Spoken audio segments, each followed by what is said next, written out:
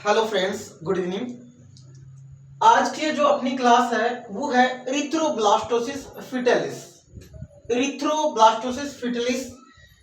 इस क्लास को आगे बढ़ने से पहले अगर आपने मेरा चैनल कमल एमएनसी को सब्सक्राइब नहीं किया है तो प्लीज उसे सब्सक्राइब कीजिएगा, ताकि आने वाले हर एक जो वीडियोज है आसान भाषा में मैं आप तक पहुंचा सकूं। तो ज्यादा टाइम नहीं लेते हुए हम क्लास को शुरू करते हैं। क्लास अपनी है इरिथ्रोब्लास्टोसिस फिटेलिस। इस नाम में ही अपना सारा का सारा जो फंडा है वो छुपा हुआ है। देखिए, इरिथ्रो का मतलब जैसे रिलेशन इसका होता है आरबीसी से। क्या होता है? आरबीसी से। ब्लास्टोसिस का मतलब ब्लास्ट हो जाना, यानी कि आरबीसी का ब्लास्ट हो जाना किसमें? फिटेलिस, यानी कि फिटस के अंदर। अब फिटस के अंदर जो रेड ब्लड सेल्स होती हैं उसका ब्लास्ट हो जाना वो क्या होता है? इरिथ्रोब्लास्टोसिस फिटेलिस होता है। इसका जो दूसरा नाम होता है इसको आरएच इनकम्पैटिबिलिटी भी बोलते हैं। क्या बोलते हैं इसको? RH incompatibility. आरएच इनकम्पैटिबिलिटी भी बोलते हैं। अब देखिए, आरएच इनकम्पैटिबिलिटी का मतलब होता है, आपको पता है कि हमारा जो ब्लड ग्रुप होता है या तो पॉजिटिव होता है या फिर नेगेटिव होता है। ठीक है, तो मान लो किसी का ब्लड ग्रुप ए पॉजिटिव है तो किसी का ए नेगेटिव है, किसी का बी पॉजिटिव है तो किसी का बी नेगेटिव है। इस प्रकार पॉजिटिव और नेगेटिव ये डिपेंड करता है आरएच फैक्टर पे। जिसमें आरएच फैक्टर प्रेजेंट है वो तो हो गया पॉजिटिव ब्लड ग्रुप, और जिसमें आरएच फैक्टर जो अब्सेंट है या नहीं है मतलब, तो वो क्या हो गया? आरएच वो क्या होगा? नेगेटिव ब्लड ग्रुप होगा अपना। ठीक है ना? तो हम आगे क्लास को लेके चलते हैं। देखिए इसमें क्या होता है, इरिथ्रोब्लास्टोसिस फिटेलिस में क्या है, ये यहाँ पे हमने जो डायग्राम दिए हैं ये फर्स्ट मदर है। ठीक है ना? तो इसमें क्या होगा, जब ये मदर्स जब प्रेग्नेंट होती है, प्रेग्नेंट होने के बाद में क्या होता है,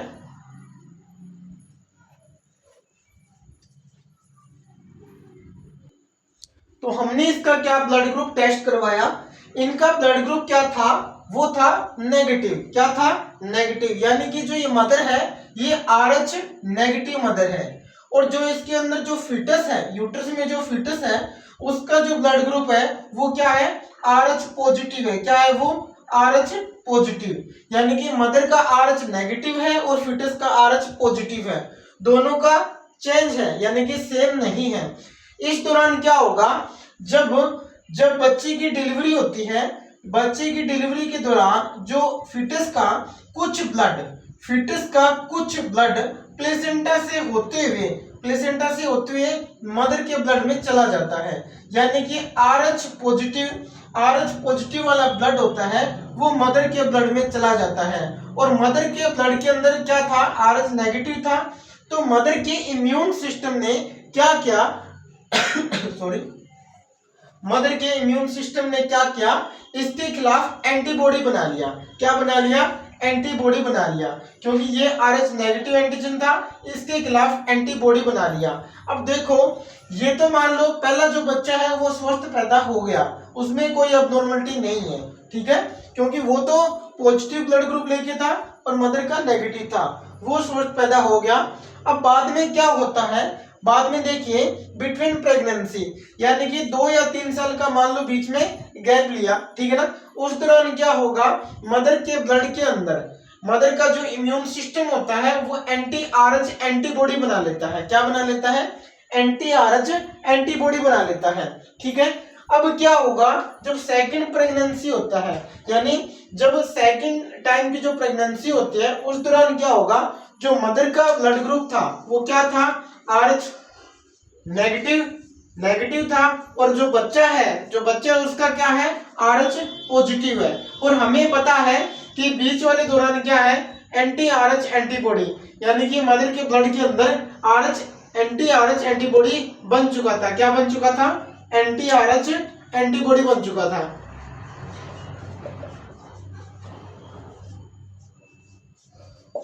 एंटी आरएच एंटीबॉडी बन चुका था। ठीक है ना? अब क्या होगा, ये मदर के ब्लड से एंटी आरएच एंटीबॉडी किसमें चला जाता है? ये फीटस के ब्लड में चला जाता है। और फीटस का ब्लड ग्रुप क्या था, RH पॉजिटिव था, तो ये पॉजिटिव था, ये पॉजिटिव और ये एंटीबॉडी, इसका एंटीबॉडी और ये पॉजिटिव दोनों क्या करेंगे, रिएक्शन करेंगे, दोनों क्या करेंगे, रिएक्शन करेंगे। यानी कि अब क्या होगा, RH इनकम्पेटेबिलिटी हो जाएगा, RH इनकम्पेटिबिलिटी हो जाएगा। तो ये जो क्या होगा, जो मदर के ब्लड से फीटस के ब्लड के अंदर RH एंटीबॉडी आया है और फीटस में जो ब्लड ग्रुप था वो RH एंटीजन था ना, तो ये आपस में क्या करते हैं, रिएक्शन करते हैं, क्या करते हैं, रिएक्शन करते हैं, जिससे फीटस के ब्लड में जो RBC होता है, RBC जो सेल होती है ना, वो डिस्ट्रॉय होना शुरू हो जाती है, यानी कि उसका ब्लास्ट होना शुरू हो जाता है, डैमेज हो जाती है। इसको हमने क्या बोला, इरिथ्रोब्लास्टोसिस फीटलिस बोला, ये डैमेज हो जाती है, ठीक है ना। तो ये चीज आपको शायद समझ में आ गया होगा। एक बार मैं फिर से फटाफट से रिपीट कर देता हूँ। क्या था, मदर था, उसका ब्लड ग्रुप क्या था, RH नेगेटिव था, और फीटस का क्या था, RH पॉजिटिव था। जब बच्चा बाहर आया, बाहर इन्वायरमेंट में आया, डिलीवरी, उस टाइम क्या हुआ, फीटल का कुछ ब्लड प्लेसेंटा के द्वारा माँ के ब्लड में चला गया। तो माँ के ब्लड में पहले से क्या था, नेगेटिव, पहले से RH नेगेटिव था, और ये क्या है, RH पॉजिटिव चला जाएगा। तो माँ के इम्यून सिस्टम ने क्या बनाया, उसके प्रति एंटीबॉडीज बना लिया, क्या बना लिया, एंटीबॉडीज बना लिया। नेक्स्ट जो प्रेगनेंसी होगी उसमें मान लो माँ का जो ब्लड ग्रुप क्या था, RH नेगेटिव था, और उसके अंदर साथ में RH एंटीबॉडी ऑलरेडी उसने बना लिया था इस दौरान। अब जो बाद में क्या होगा, इस बच्चे का जो ब्लड ग्रुप क्या है, पॉजिटिव है, तो इसका पॉजिटिव और माँ के ब्लड ग्रुप में ऑलरेडी जो RH एंटीबॉडी बना हुआ था वो आपस में क्या करते हैं, रिएक्शन करते हैं, जिससे क्या होगा, फीटस के ब्लड के अंदर जो मौजूद RBC सेल होती है वो डैमेज होना स्टार्ट हो जाती है, जिसको हमने क्या बोला, इरिथ्रोब्लास्टोसिस फीटलिस बोला। आई होप इतना आपको समझ में आया होगा। अब हमें आगे क्या देखना है, हमें इससे कैसे डायग्नोज करना है इसका, ताकि पहले से पता लगा सके कि आने वाला बच्चा है उसको दिक्कत है कि नहीं है, क्या है क्या नहीं है, हम उसका क्या डायग्नोज करेंगे और उसको प्रिवेंट कैसे करेंगे, इसका मैं आगे अभी आपको बता देता हूँ। तो सबसे पहले इसका डायग्नोसिस में देखिए, डायग्नोस कैसे करेंगे। डायग्नोसिस में हमें एक तो क्या करना है, कॉम टेस्ट करना है, और कॉम टेस्ट में क्या होता है, मदर के अंदर एंटीबॉडी को डिटेक्ट करने के लिए। जैसे हमें पता लगा कि फर्स्ट जो बच्चा डिलीवर हुआ है वो पॉजिटिव था और मदर क्या था, नेगेटिव था ना, तो हमें क्या करना है, कॉम टेस्ट करके पता करना है कि मदर में एंटीबॉडी का। उसके बाद हमें क्या करना है, अगर ऐसा मिलता है तो हमें इसको प्रिवेंट करना है। इसके लिए हमें 72 घंटे के अंदर अंदर आफ्टर डिलीवरी के 72 घंटे के अंदर अंदर हमें क्या करना होगा, मदर को इंजेक्शन लगाना होगा एंटी डी गामा ग्लोबुलिन का, एंटी डी गामा ग्लोबुलिन का इंजेक्शन लगाना पड़ेगा, जिसकी जो डोज होती है वो 300 माइक्रोग्राम या फिर 1500 इंटरनेशनल यूनिट, ये इसकी डोज होती है। रूट की बात करें तो डीप IM इसको लगाया जाता है, ठीक है ना। ये क्या होता है, प्रिवेंशन के लिए होता है, ताकि नेक्स्ट बच्चा है उसमें ये दिक्कत ना हो, यानी कि इरिथ्रोब्लास्टोसिस फीटलिस उसमें ना हो। अब देखिए, मान लो अगर इरिथ्रोब्लास्टोसिस हो जाता है तो क्या क्या कॉम्प्लिकेशन आती है। एक तो क्या होता है, कंजेनाइटल एनीमिया होगा, जो बच्चा पैदा हुआ उसको जन्मजात एनीमिया होगा। यानी कि एनीमिया क्यों होगा, क्योंकि आरबीसी जो होती है रेड ब्लड सेल, उसका क्या होगा, ब्लास्टोसिस हो गया, यानी कि वो डैमेज हो चुकी है, तो कंजेनाइटल एनीमिया होगा।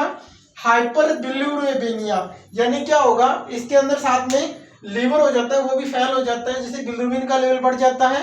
तीसरा हाइड्रोप्स फिटेलिस। अब ये हाइड्रोप्स फिटेलिस क्या होता है, ये भी क्या होता है, कॉम्प्लिकेशन में आता है। तो होता क्या इसमें देखिए, जब लीवर फेलियर होता है, लीवर फेलियर होगा तो हाइपोप्रोटीन एनीमिया होगा, यानी कि ब्लड के अंदर प्रोटीन की अमाउंट होती है वो कम हो जाती है, इसको हाइपोप्रोटीनेमिया बोलते हैं। जिसके कारण क्या होता है, ऑनकोटिक प्रेशर होता है वो डिक्रीज हो जाता है, जिसके कारण बॉडी के अंदर एडिमा हो जाता है, ठीक है ना। इसको हम क्या बोलते हैं, हाइड्रोफिटेलिस बोलते हैं, ठीक है। आई होप ये क्लास आपको समझ में आई होगी। इससे ज्यादा और आसान तरीका तो मैं क्या बताऊं आपको, ठीक है ना। तो अगर आपको ये क्लास अच्छी लगी हो तो मेरे चैनल को लाइक शेयर सब्सक्राइब जरूर कीजिएगा, ताकि इससे ज्यादा और भी वीडियो हम लेके आएंगे जो कि बहुत ही आपको आसान भाषा में मैं आपको समझा सकूं। धन्यवाद।